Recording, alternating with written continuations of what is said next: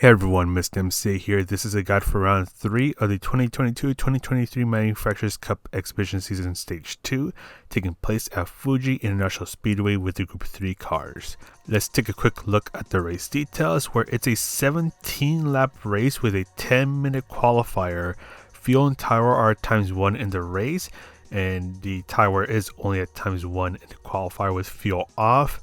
There are no mandatory pit stops and there are no mandatory tires, but be aware that you can use the racing hard, intermediate, and wet tires, and you want to make sure that you have all 3 tire compounds, because when you start the time trial at least, and most likely when you start the race, it's going to be wet.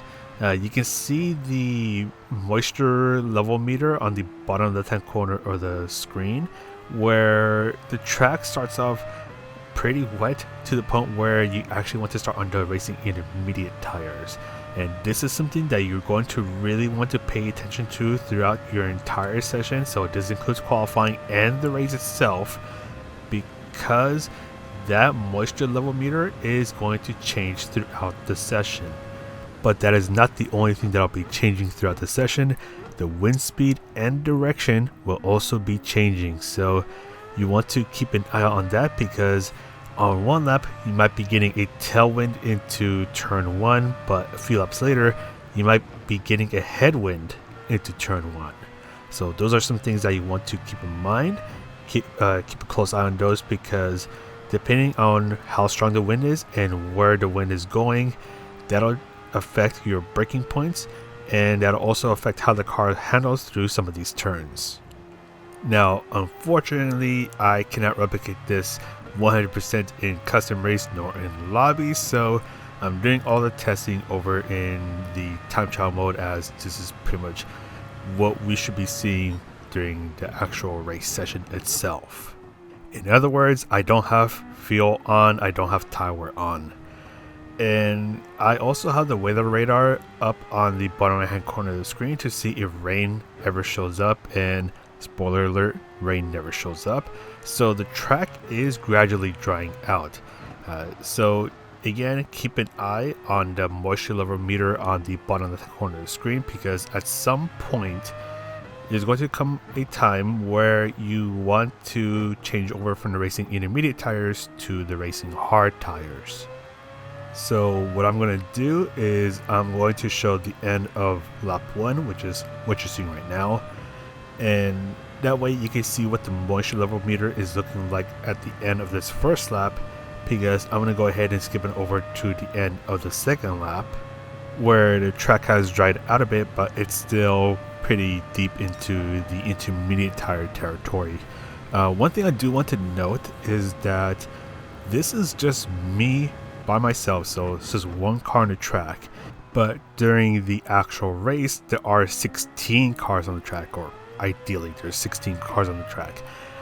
I say this because with 16 cars on the track could potentially drive faster, meaning that when I pit in this time trial session, you may actually need to pit earlier in your actual race. But again, this is where you need to pay attention to the moisture level meter during your race, during your session, so you can make a call whether to stay on the intermediate tires or to make the change to go over from the intermediate tires to the racing hard tires.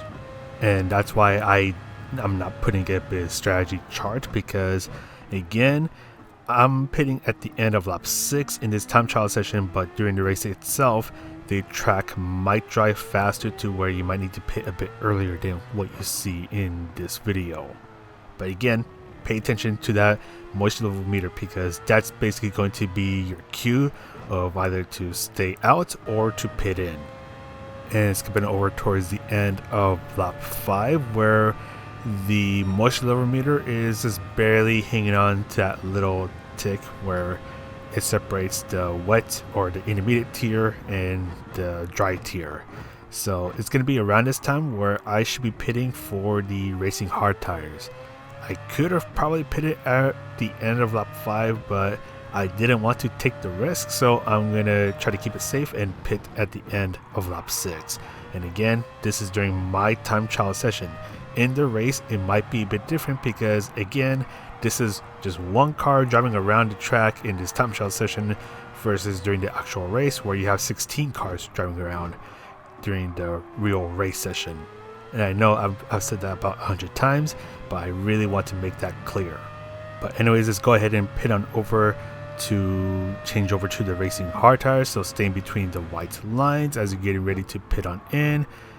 Do be careful about the pit entry and exit, as those parts of the track are going to be wet as well. So when you're entering the pit stop and when you're exiting the pit stop, just be a little more careful, because the last thing you want to do is go in or out too aggressively and end up spinning out, get a 3-second penalty because you accidentally crossed the white line as you were spinning out, crash into other cars, cause chaos, all that stuff. So just be nice and careful coming out of the pit stop as well. Your pit loss is around 21 to 22 seconds, but this is basically going to come down to when you pit. So at this point in lap 7, the track is just dry enough for the racing hard tires. So this is where I can start to push just a little bit more. I do still need to be a bit careful about the wetter parts of the track, because if I go into that wet part of the track, then I could potentially spin myself out, because again, that part of the track is still wet. And I hope you've been paying attention to the wind direction, because originally at the start of the session it was northeast and now it is almost just north, and it's going to keep changing as the session goes on. So let's skip on over towards the end of lap 8, where we're pretty much deep into the dry territory. So at this point you should have already switched over to the racing hard tires, and you can see the time difference. So during the intermediate session, our lap times were in the higher 140s, and as the track started to dry up, it slowly went down into 143.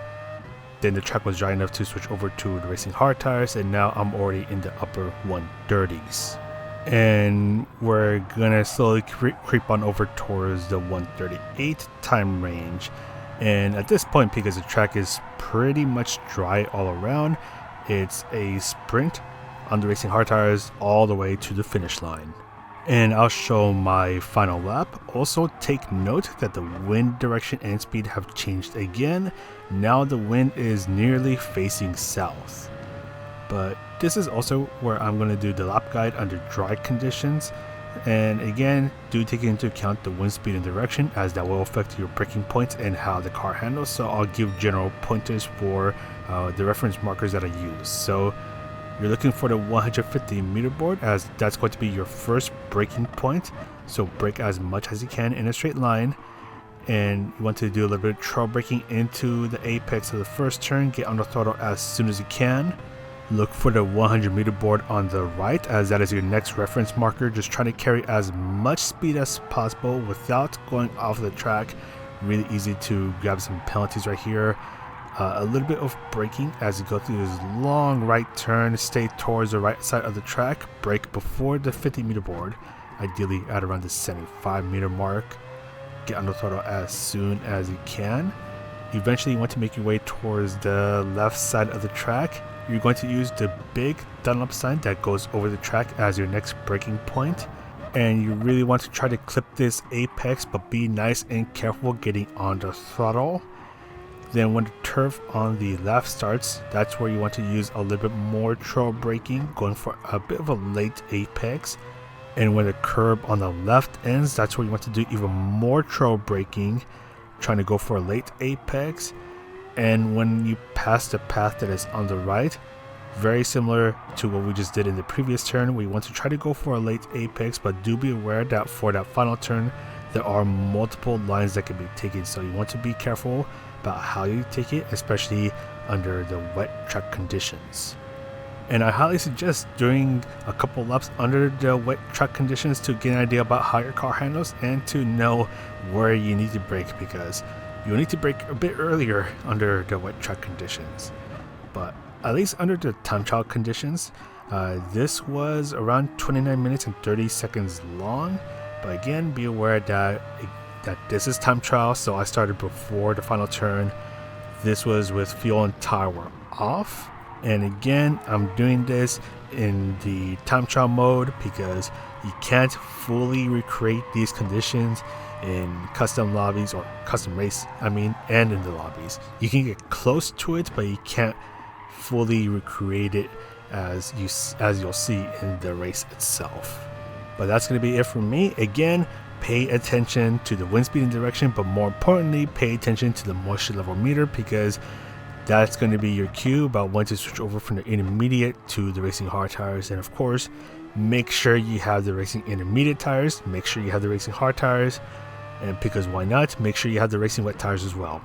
Better safe than sorry, but that's going to be it for me. So thanks for watching the video. Take care. Thank you for the support, and I'll see you in the next video.